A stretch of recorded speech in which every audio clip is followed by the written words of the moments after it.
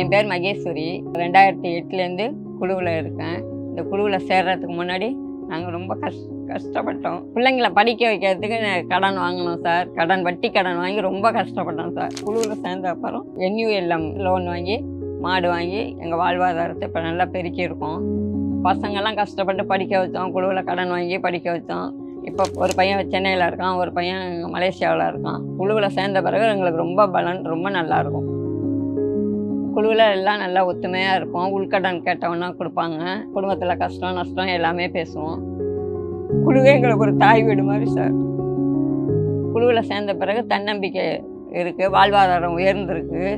இன்னமும் நல்லா உழைப்போம், உயர்வோம். தமிழ்நாடு முதலமைச்சர் ஸ்டாலின் ஐயா அவர்கள் ஏற்படுத்தி கொடுத்த அந்த திட்டத்தில் ரொம்ப பயன்பெற்று ரொம்ப வெற்றிகரமாக இருக்கும் சார்.